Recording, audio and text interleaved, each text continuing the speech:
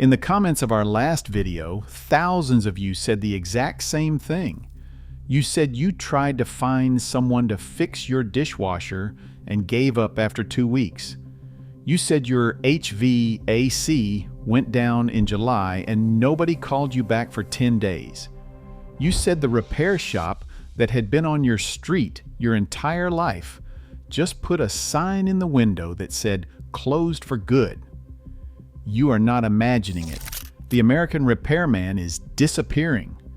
And what is replacing him is going to cost you far more than a service call.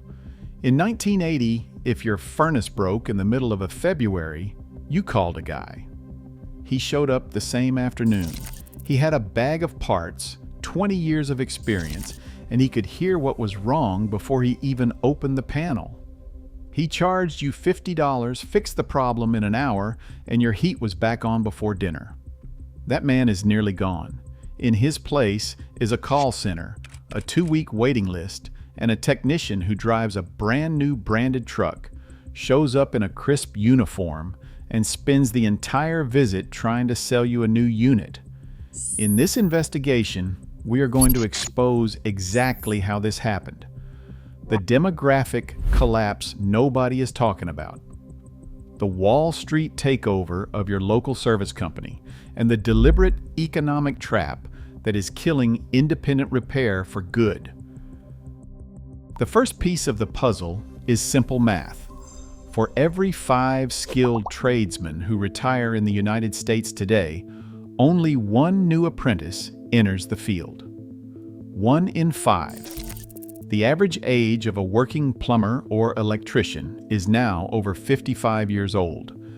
In the next 10 years, 40% of the entire skilled labor force in this country will retire, and there is almost no one behind them. The pipeline is empty. We are not looking at a shortage, we are looking at a cliff. How did we get here? For 40 years, we ran a cultural experiment on our children. We told them that working with their hands was a consolation prize.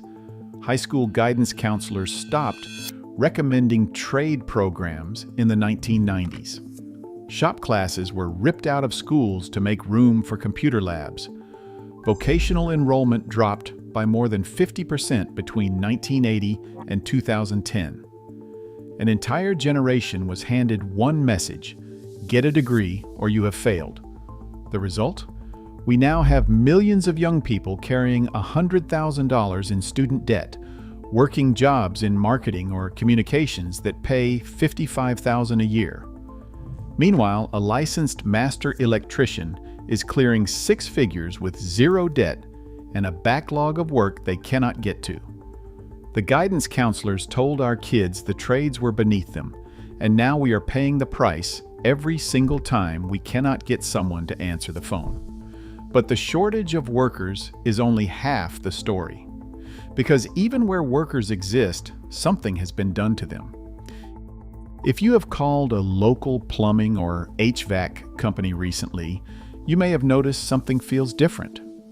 You dialed what looked like a local number, but you got a corporate call center. The technician who showed up was not driving a beat-up van with a magnetic sign on the door. He was in a fully wrapped fleet truck with a logo and a polo shirt. And he did not try to fix your problem. He tried to sell you out of it. This is private equity at work. Since 2015, Wall Street firms have been quietly buying up thousands of local family-owned service companies across the country. They keep the original name on the truck, so you still think you are calling Bob's Heating and Air. But Bob sold the business 5 years ago. The company is now owned by a regional conglomerate with a private equity firm behind it. And the business model has fundamentally changed. The technician who arrives at your door is not paid to repair things. He is paid a commission on what he sells. If he fixes a $40 capacitor, he makes next to nothing.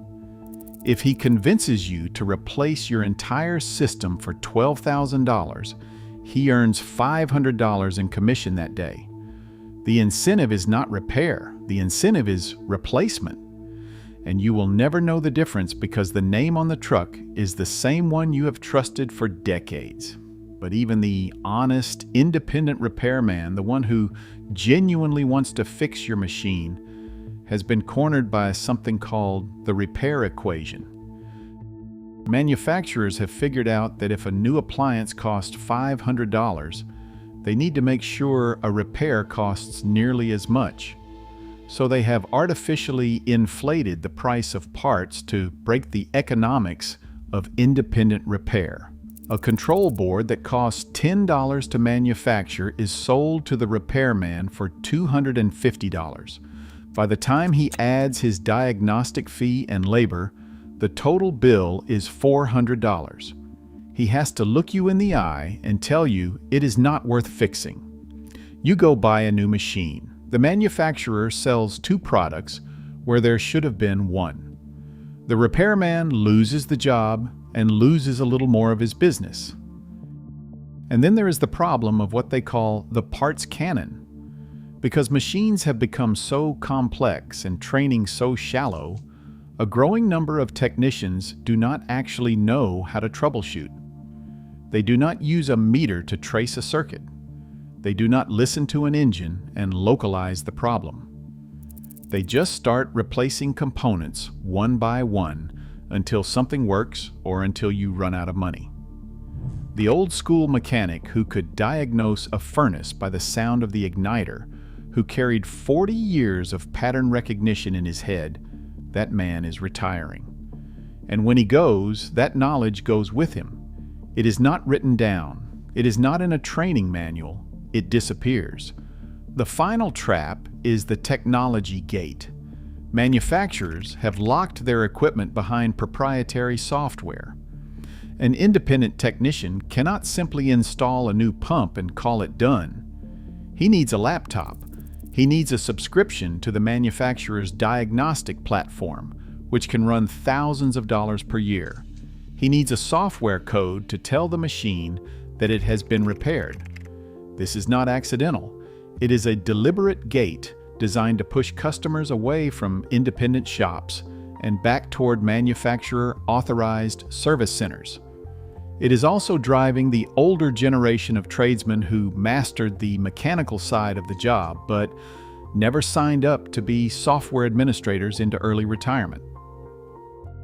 Here is where this ends.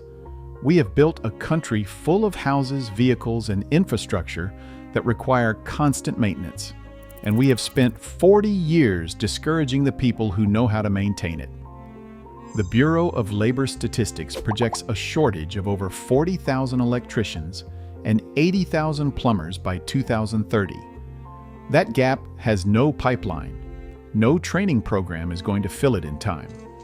When the last generation of master tradesmen retires in the next 5 to 10 years, we are going to face something we do not have a name for yet. A crisis of basic competence. Water heaters will fail and the wait time will be measured in months. Trucks will sit broken in driveways because no one in a 200-mile radius knows how to rebuild a fuel injector. And the labor rate for anyone who can actually fix something is going to become almost unaffordable for the average household. If you have a good mechanic, a reliable plumber, an electrician who actually answers his phone, treat them like the rare resource they are. Pay them what they ask. Refer your neighbors to them because they are one of the last of a kind. And if you are a young person trying to figure out your next move, ignore the narrative you were sold. A welding certificate, a plumbing apprenticeship, an HVAC license, these are not fallback plans. In the world that is coming, the person who knows how to fix what is broken is going to be irreplaceable. The degree on the wall is not what it used to be. The skill in your hands is worth more than it has ever been. If this investigation opened your eyes, hit subscribe. We cover the economic stories that most people are not talking about yet, and there are a lot more coming.